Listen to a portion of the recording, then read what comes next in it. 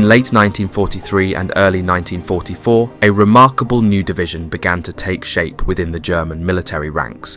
This division was a pinnacle of German excellence, with even Heinz Guderian acknowledging its potential to significantly alter the course of the war against the Western Allies. Comprised primarily of seasoned veterans handpicked from the instructional staff of German army training schools, the Panzer Lehr Division emerged as an elite force unlike any other of the Heer. These soldiers, chosen for their combat experience and exceptional skills, formed the backbone of the Panzer Lehr, ensuring that it was not merely another unit, but a symbol of German military excellence. Indeed, the division would serve as a model for future panzer divisions, setting a standard of proficiency and effectiveness in the late stages of World War II. What set the Panzer Lehr apart was not only the caliber of its personnel, but also its unparalleled equipment. Unlike other mechanized divisions of the time, every infantry battalion within the Panzer Lehr was outfitted with armored half-tracks, a testament to its commitment to mobility and protection on the battlefield. Moreover, the 130th Panzer Regiment boasted an impressive array of weaponry, including a battalion comprising 89 Panther tanks and 101 Panzer Force. However, while the Panzer Lehr Division may have been lavishly equipped, its resources proved to be unsustainable for future units. Nonetheless, its legacy endured, leaving an unforgettable mark on the annals of military history and serving as a reminder of the capabilities of the German army during such late stages of the war. Panzer Lehr commenced its formation at Potsdam in November 1943 before relocating to the Nancy-Verdun area by January 1944 to finalise its establishment. This division was forged from the amalgamation of various esteemed training and demonstration units within the German military. The nucleus of the division was predominantly sourced from Panzertruppenschule 1 and Panzertruppenschule 2, the principal training institutions of the Panzerwaffe.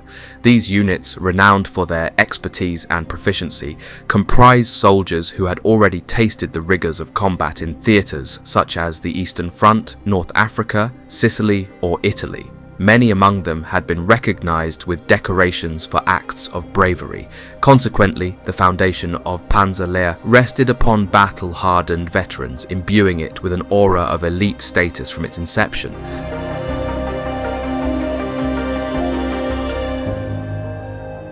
The incorporation of such seasoned personnel ensured that Panzer Lehr stood apart as a formidable force within the German military structure.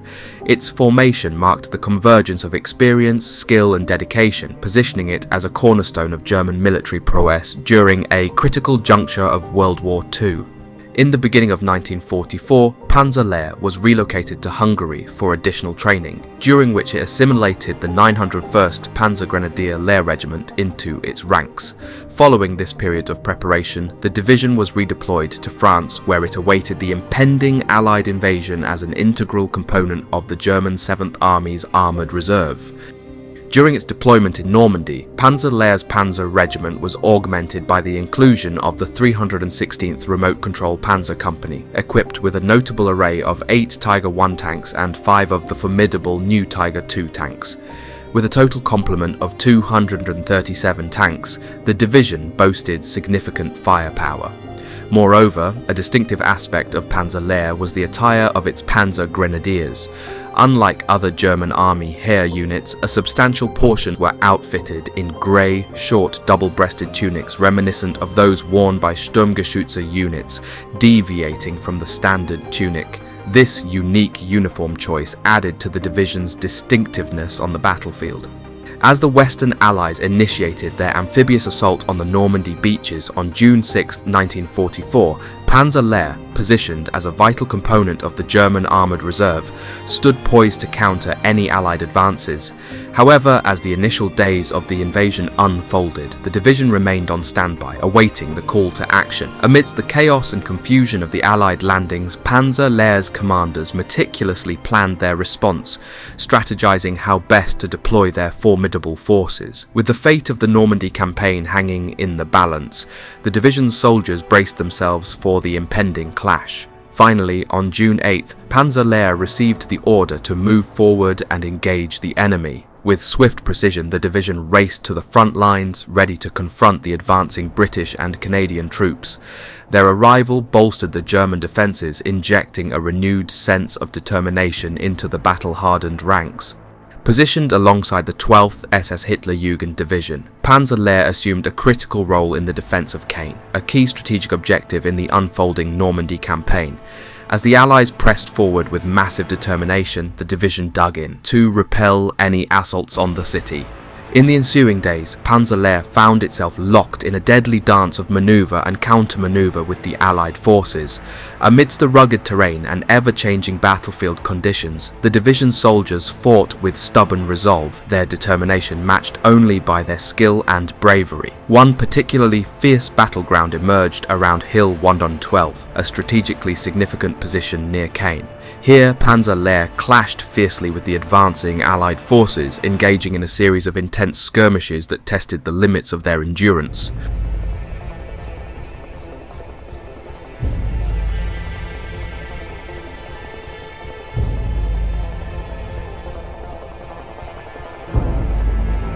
On June 13th, a decisive attack launched by the 22nd Armoured Brigade Group of the British 7th Armoured Division succeeded in outflanking Panzer Lehr's defences near Tilly-sur-Seulles, breaching the German lines and capturing the village of Viller-Bocage. This incursion posed a significant threat to Panzer Lehr's rear, prompting swift and coordinated action from the German forces. Responding to the British advance, elements of Panzer Lehr, alongside units from the 2nd Panzer Division and the 101st SS Heavy Panzer Battalion, were swiftly mobilised to counter the enemy penetration. The ensuing battle, marked by intense and often brutal engagements, witnessed the heroic actions of renowned German tank ace SS Obersturmführer Michael Wittmann of the 101st SS Heavy Panzer Battalion. Despite Wittmann's efforts and the determined resistance of the German forces, the battle remained inconclusive after 2 days of very fierce fighting. Recognising the precariousness of their position, the British forces ultimately withdrew to their starting lines, albeit with heavy losses on both sides. By June 17th, Panzer Lehr found itself compelled to withdraw, compelled by the persistent pressure exerted by the advancing Allied forces. Though the outcome of the battle may have been indecisive, the engagement emphasised the ferocity and determination of both the German and British troops, each striving to gain the upper hand in the unfolding conflict. Like many German armoured units operating in Normandy, Panzer Lehr endured substantial losses due to relentless Allied air attacks targeting its transportation infrastructure. By the conclusion of June, the division's armoured contingent had been significantly diminished. However, despite these setbacks, Panzer Lehr persevered in its defence against the British and Commonwealth forces, particularly in the intense fighting near the town of Tilly-sur-Seulles. By the end of June, the toll on the division was starkly evident. Panzer Lehr had incurred nearly 3,000 casualties, with 51 tanks and assault guns lost in addition to 82 half-tracks and nearly 300 other vehicles. These losses underscored the ferocity of the battles waged in Normandy and the immense challenges faced by the German forces in their struggle against the Allied advance. The Allied air superiority in Normandy proved devastating for the German divisions below. Despite the efforts of Germany's premier tank formations to push back the Allies, relentless bombardment from the skies hindered their progress. This incessant aerial assault inflicted significant setbacks, often forcing the divisions to retreat after initial gains. Among these formations, Panzer Lehr Division bore a heavy brunt of the Allied air onslaught. The constant barrage from above wreaked havoc on its ranks, resulting in substantial losses and complicating its ability to effectively engage the enemy. Despite its valiant efforts, the division struggled to withstand the relentless aerial bombardment, highlighting the immense challenges faced by the German forces in Normandy. On July 2nd, Panzer Lehr received urgent orders to withdraw from Tilly-sur-Seulles and relocate westward to support divisions resisting the American advance near Saint-Lô. As the division manoeuvred through the challenging Bocage terrain, it encountered fierce resistance from the US 83rd Infantry Division. Amidst the dense hedgerows and narrow lanes, Panzer Lehr engaged in intense fighting, with infantry units on both sides fiercely contesting each field and hedgerow. Tank crews struggled to navigate the treacherous terrain, often finding themselves ambushed by concealed anti-tank positions or immobilized by hidden obstacles. Despite these obstacles, Panzer Lehr pressed forward, determined to fulfill its orders and halt the American advance. The division's infantry, supported by armoured units, launched numerous assaults against entrenched American positions, engaging in close-quarters combat amidst the tangled vegetation and uneven terrain. In one notable engagement, Panzer Lehr launched a daring attack towards Pont Hubert, a key strategic objective. Facing heavy resistance, the division's troops fought fiercely, clearing hedgerows and storming enemy positions with stubborn determination. Despite facing several American counterattacks, Panzer Lehr managed to secure Pont Hubert, holding the position against all odds.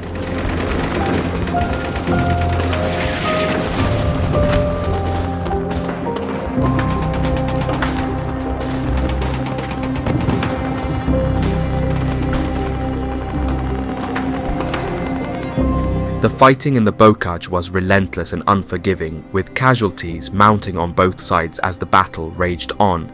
Panzer Lehr's tenacity and resolve in the face of such adversity earned the division a reputation for valour and resilience, even amidst the formidable challenges posed by the rugged Norman countryside.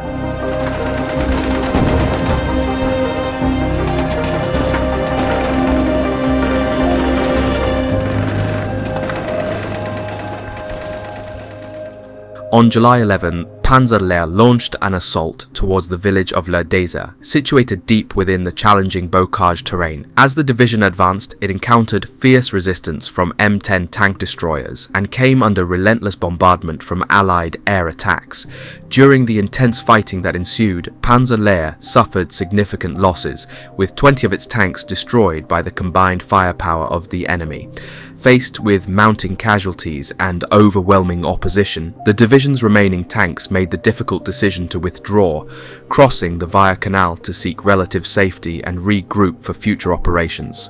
The ferocity of the engagement highlighted the tough challenges posed by the Bocage terrain and the formidable firepower of the Allied forces. Despite the setback, Panzer Lehr's withdrawal allowed it to preserve its remaining assets and regroup for future engagements in the ongoing struggle for Normandy. Over the following 2 weeks, Panzer Lehr engaged in a grueling defensive battle against the overwhelmingly superior Allied forces. On July 19th, Saint-Lô fell to the advancing Americans, marking a significant setback for the German defences in Normandy. Just 6 days later, the Americans launched Operation Cobra, their ambitious breakout from the Normandy beachhead. In the ensuing chaos, Panzer Lehr found itself engulfed in a maelstrom of fire and fury. As the Allied bombers unleashed their payloads, the deafening roar of explosions reverberated across the battlefield, sending shockwaves through the German ranks. Shrapnel tore through the air, shredding trees and earth alike, while the acrid scent of smoke and burning debris filled the air.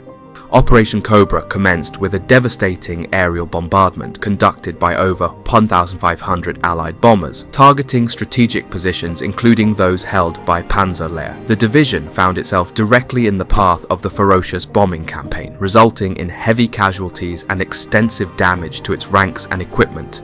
Amidst the devastation, Panzer Lehr's soldiers hunkered down in their trenches and dugouts, clinging to whatever cover they could find as the relentless bombardment rained down upon them. With each thunderous explosion, the ground shook violently, threatening to swallow them whole. Following the aerial bombardment, Panzer Lehr endured a barrage of artillery fire from approximately 1,000 pieces of artillery of varying calibers. The relentless shelling further depleted the division's strength and tested the resolve of its remaining troops. In the wake of these devastating bombardments, the 1st US Infantry Division launched a determined assault on Panzer Lehr's positions, supported by 238 Sherman tanks from the 2nd and 3rd US Armoured Divisions. The combined weight of the Allied attack placed immense pressure on the embattled division, forcing its soldiers to endure fierce combat amidst the chaos and destruction of the Normandy battlefield. The battlefield erupted into a symphony of destruction as tanks roared, artillery thundered, and small arms fire crackled through the air. In the midst of the carnage, Panzer Lehr's soldiers fought hard. The Americans were also fighting like hell for any ground they could take. The situation was brutal for both sides.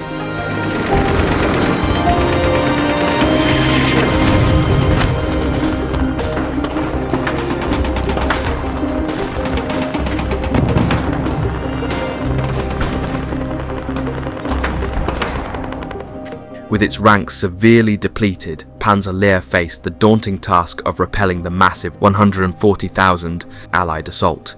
Recognizing the impossibility of holding their ground against such overwhelming odds, the division engaged in a fighting withdrawal, desperately attempting to delay the enemy's advance. As Panzer Lehr conducted its fighting withdrawal, the Allied onslaught relentlessly pursued, pushing the division to its limits. Amidst the chaos of battle, Panzer Lehr's soldiers fought with unyielding determination, engaging the enemy in fierce skirmishes and delaying actions. On August 5th, Panzer Lehr retreating to Alençon for much-needed rest and refitting. Despite the withdrawal, two battle groups known as Kampfgruppe von Hauser and Kampfgruppe Rittgen were hastily formed from the remaining battle-ready men and tanks. These units continued to operate alongside German Fallschirmjägers, engaging the Allied forces in fierce combat as they sought to buy time for the retreating division. As the battle raged on, German Fallschirmjägers joined the fray, their elite training and combat experience adding a formidable edge to Panzer Lehr's defensive efforts. Together, they launched daring counterattacks, harrying the advancing Allied forces and disrupting their momentum whenever possible. Kampfgruppe Hauser eventually pulled back towards Fontainebleau to recuperate and reorganize. In a strategic decision, Division Commander Bayerlein ordered the rest of Panzer Lehr to follow suit, recognizing the importance of regrouping and replenishing their depleted ranks before total annihilation. They were at this time completely outmanned and outgunned from every side. Within a mere 7 months of its inception, the division had been drastically weakened, becoming a combat ineffective force with a mere 20 tanks remaining in its arsenal. Following this rapid decline in combat capability, the division underwent a month-long period of refitting and recuperation in the Saar region. Once the refitting process was complete, Panzer Lehr was relocated to Paderborn, marking a new chapter in its tumultuous journey. Despite the setbacks and challenges faced, the division remained steadfast in its commitment to duty, ready to face whatever trials lay ahead on the ever-shifting landscape of the Western Front.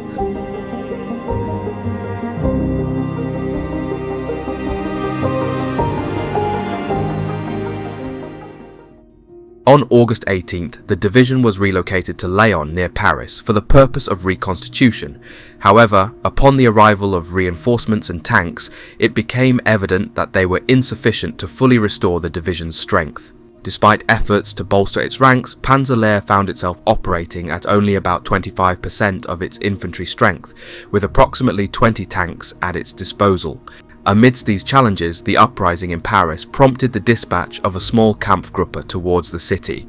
However, the Kampfgruppe encountered fierce resistance from French forces and was unable to penetrate the city. Surrounded and outnumbered, it was forced to break out, sustaining heavy losses in the process. As the Allied advance continued unabated, Panzer Lehr, now functioning more as a Kampfgruppe than a division, embarked on a retreat across France towards the west wall on the German border. Despite its diminished state, Kampfgruppe von Hauser distinguished itself by playing a pivotal role in halting the American 5th Armored Division's advance at Wallendorf, southwest of Bitburg. The strained logistical situation faced by the Allies, coupled with the decision to prioritize Montgomery's Operation Market Garden, ultimately led to the withdrawal of American forces from their bridgehead. In October, Panzer Lehr received orders to redeploy to the training area at Sennelager for reconstitution. Subsequently, the remaining tanks and heavy weapons were transferred to the 2nd Panzer Division.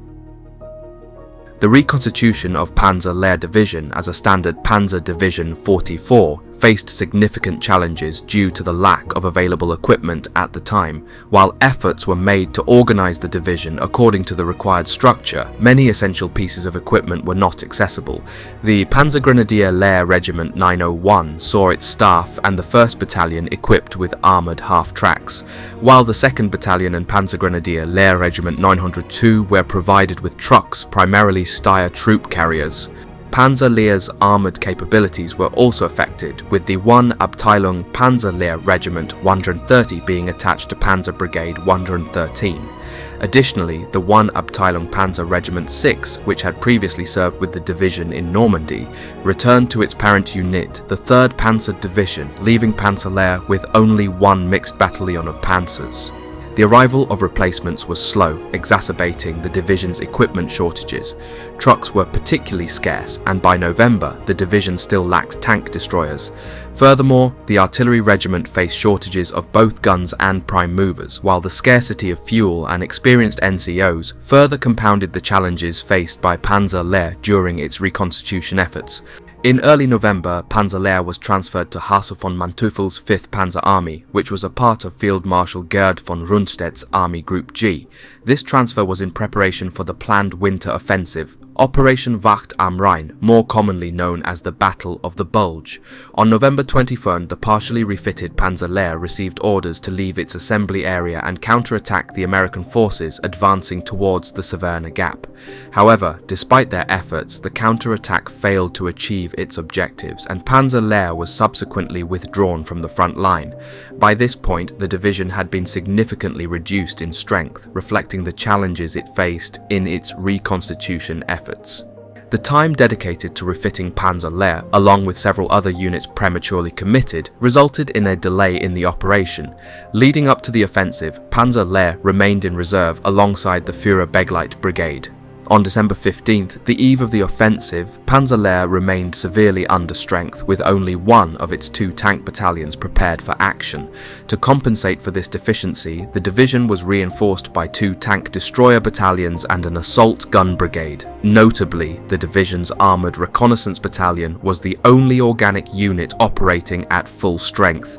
As Wacht am Rhein unfolded, Panzer Lehr faced mounting challenges as it attempted to push forward. Despite initial hopes that the 26th Volksgrenadier Division would pave the way, their progress was hampered, leaving Panzer Lehr to navigate through increasingly difficult terrain on its own. The advance became more arduous with each passing day. The 901st Panzer Grenadier Regiment encountered staunch American resistance along the road to Wiltz, forcing them to contend with fierce opposition and slowing their progress to a halt. Meanwhile, the 902nd faced a similar predicament in the town of Hosingen, where determined American defenders dug in and fiercely contested every inch of ground. As Panzer Lehr pressed forward, the obstacles seemed insurmountable. The rugged terrain and stubborn American resistance tested the division's resolve and resources, forcing them to adapt to their tactics and strategies on the fly. Despite these challenges, Panzer Lehr remained determined to fulfill its objectives and contribute to the overall success of the German offensive, and soon would fight at Bastogne.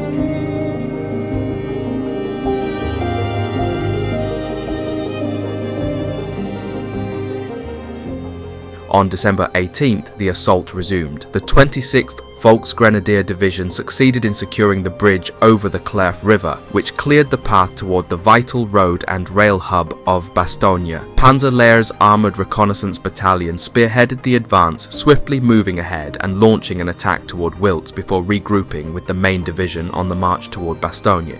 However, the progress was hindered by unexpected complications. The horse-drawn elements of the 26th Volksgrenadier Division inadvertently became entangled within Panzer Lehr's column, causing significant delays and disrupting the division's momentum. Despite the logistical challenges and the chaotic situation on the ground, Panzer Lehr pressed on, determined to reach its objectives and contribute to the ongoing offensive.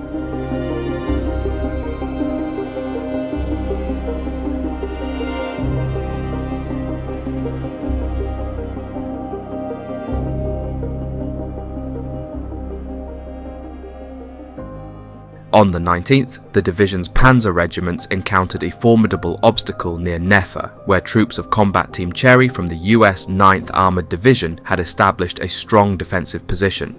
Initially, Panzer Lehr achieved some success, gaining ground against the American defenders. However, their subsequent assault led to significant casualties for the division. Despite the heavy losses, the determination of Panzer Lehr remained steadfast. The tenacious defense put up by Combat Team Cherry eventually faltered and they withdrew from their position. This withdrawal opened up the way once again for Panzer Lehr to continue its advance toward Bastogne, albeit at a high cost in terms of lives and resources. However, the majority of the division's armoured units had been dispatched northward to Madurai in support of the 26th Volksgrenadier Division. Following the successful capture of Madurai, a local civilian informed Bayerlin, the division's commander, that a column of approximately 50 American tanks and infantry was observed moving northward.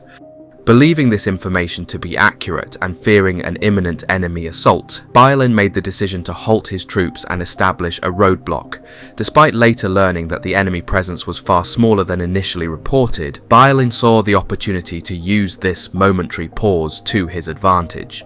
He recognized that the sounds of battle echoing from the clash between the 2nd Panzer Division and the 9th US Armored Division could provide cover for his troops to regroup and reorganize effectively. By ordering the halt and setting up a roadblock, Bayerlin aimed to create a defensive position that would not only buy time for his forces but also allow them to prepare for any potential enemy incursion. It was a calculated decision in the chaos of warfare, intended to ensure that Panzer Lehr could face the enemy with maximum readiness and cohesion.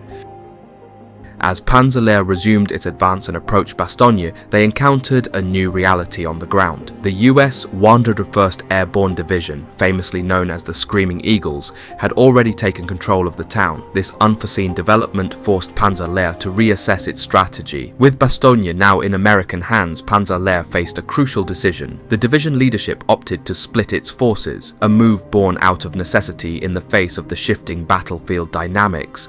Half of Panzer Lehr, including a significant portion of its armoured assets, remained behind to support the 26th Volksgrenadier Division in their efforts to seize Bastogne from the entrenched American defenders.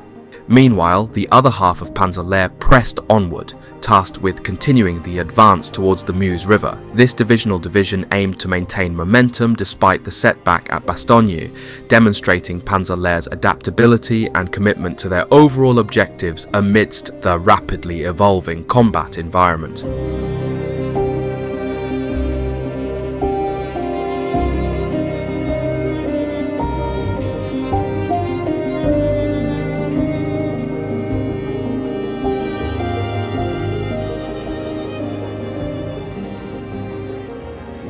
In the following days, the Kampfgruppe aiding the 26th Volksgrenadier Division, primarily comprising units from the 901st Panzer Grenadier Regiment, relentlessly pushed forward in a series of assaults on Bastogne. Despite facing determined American resistance, they tenaciously persisted, launching one attack after another in an attempt to seize the town. The streets echoed with the sounds of gunfire and explosions as the two forces clashed in fierce combat. Meanwhile, as the remainder of Panzer Lehr advanced eastward, they encountered various obstacles along their path. Despite facing stiff opposition, they managed to achieve some limited successes, including the interception and capture of a significant American supply convoy. However, their momentum was soon halted by determined American defences near St. Hubert, where they found themselves embroiled in intense fighting. The lush countryside became a battleground, with both sides fiercely contesting every inch of ground.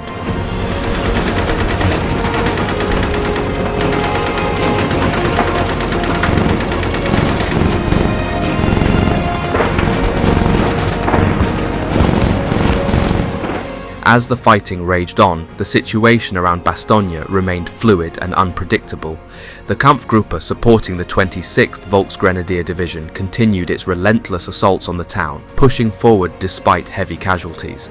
The urban environment provided ample cover for both attackers and defenders, resulting in intense and chaotic street-to-street fighting.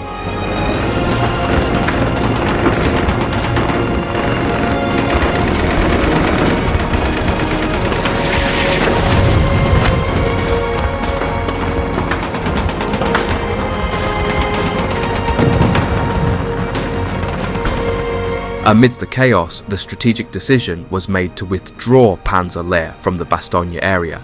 Recognizing the need for a change in tactics, General Manteuffel, the commander of 5th Panzer Army, ordered the consolidation of Panzer Lehr's forces with those of the 2nd Panzer Division and the 116th Panzer Division Windhund. This amalgamation of armoured might was intended to pave the way for a concerted assault on Dinant and the Muse River, a vital objective in the ongoing Battle of the Bulge. After a grueling day of preparation and planning, Panzer Lehr launched back into action, still undeterred despite the challenges ahead. As they resumed their advance, the division encountered fierce resistance from entrenched American forces in the town of St. Hubert. The streets echoed with the thunderous roar of artillery and the crackle of small arms fire as the German tanks rolled forward. General Bayerlein, leading from the front, spurred his troops onward with words of encouragement, urging them to press forward despite the daunting odds. With each step closer to Rochefort, the tension mounted, every moment fraught with danger as enemy positions loomed ahead. Amidst the chaos of battle, Bayerlein's voice rose above the din, rallying his men with a call to action. "All right, let's go, close your eyes and charge in." His words echoed through the ranks, instilling a sense of urgency and resolve in the hearts of every soldier under his command. The 902nd Panzer Grenadier Regiment, spearheading the assault, faced a relentless barrage of enemy fire as they advanced towards Rochefort.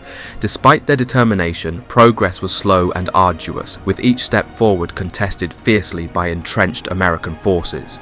The battle for Rochefort raged on throughout December 23rd, with Panzer Lehr enduring heavy casualties as they fought tooth and nail to overcome the stubborn resistance of the enemy. Despite their best efforts, victory remained elusive as the Americans stubbornly held their ground, inflicting significant losses upon the elite German division.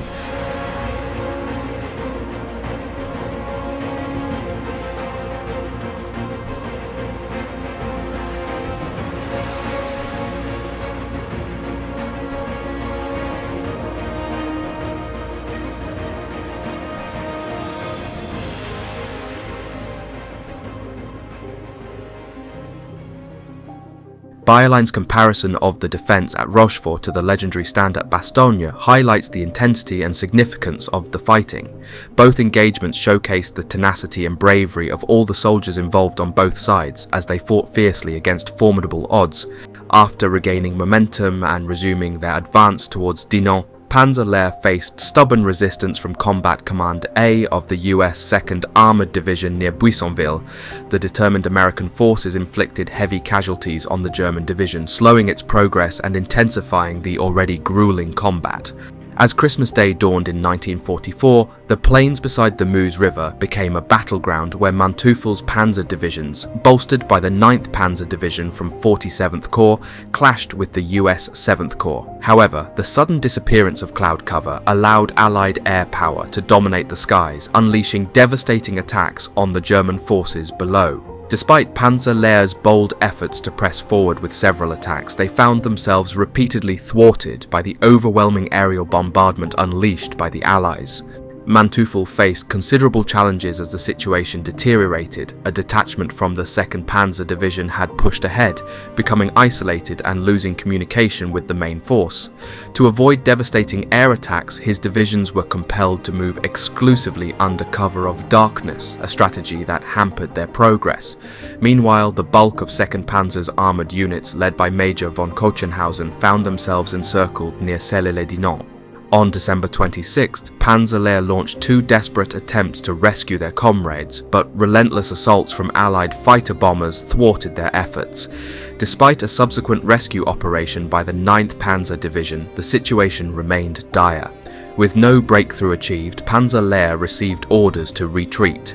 Tragically, only Kochenhausen and approximately 600 soldiers managed to escape on foot, abandoning much of the division's armoured strength to the advancing Allies. The dream of reaching the Muse River remained unfulfilled, marking the failure of Operation Wacht am Rhein.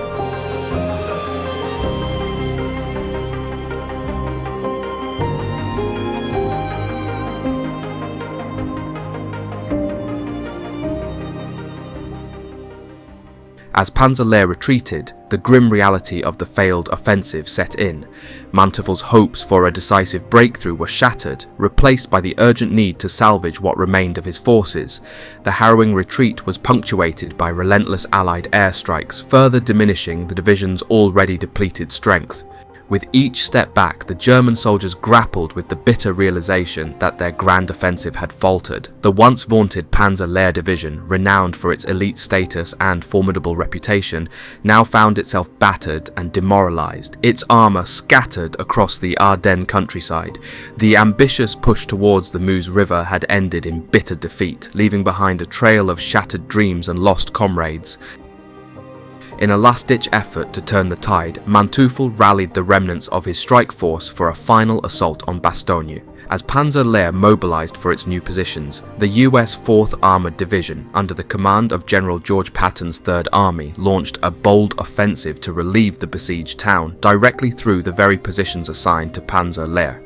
Facing the relentless advance of the American Armored Division, Panzer Lehr's meagre forward defences were swiftly overwhelmed. In a swift and decisive stroke, a corridor was carved through the German lines, providing a lifeline to the encircled 101st Airborne Division in Bastogne. Panzer Lehr found itself entangled in futile attempts to close the newly opened corridor, but its efforts proved futile against the overwhelming might of the advancing American forces. Exhausted and depleted, Panzer Lehr was eventually withdrawn from the battle, its ranks decimated once again. The valiant efforts of the division had come to naught, leaving behind a scene of devastation and despair. Once more, Panzer Lehr had been brought to the brink of annihilation in the crucible of battle. The reconstitution efforts for Panzer Lehr in the aftermath of the Ardennes Offensive were marked by a stark reality check. Gone were the days of ample resources and experienced soldiers. Instead, the division faced the daunting task of rebuilding its strength with a depleted roster and limited supplies. The challenges of regrouping were compounded by the sobering realization that the face of warfare had evolved since their earlier campaigns. As Panzer Lehr underwent its latest transformation, it stood as a testament to the harsh realities of combat and the relentless demands of war. Stationed once more in the heat of battle, Panzer Lehr was thrust into the tumultuous clashes of Operation Veritable against Bernard Montgomery's Anglo-Canadian 21st Army Group in the Rhineland. Amidst the chaos of war, the division confronted determined resistance and endured the relentless onslaught of enemy forces, resulting in grievous losses yet again. As the US 9th Armored Division seized control of the strategically vital Ludendorff Bridge at Remagen, Panzer Lehr received urgent directives to swiftly crush the emerging bridgehead and stem any further advances by the Allied forces. In the crucible of conflict, Panzer Lehr remained dedicated, determined to fulfill its mission despite the grim toll exacted by the relentless fury of war. Despite their stability and determination, Panzer Lehr's assault failed to dislodge the entrenched Allied forces. Despite their determined resistance and their ability to inflict significant losses on the enemy, Panzer Lehr found itself overwhelmed by the sheer numerical superiority and relentless air support of the Allies.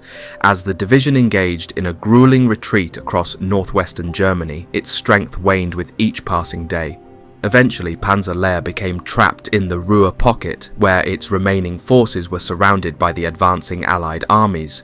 With no viable escape route and their resources depleted, the division reluctantly surrendered to the American forces in April. This marked a bitter end to the division's once proud history, as it faced the stark reality of defeat in the final stages of the war.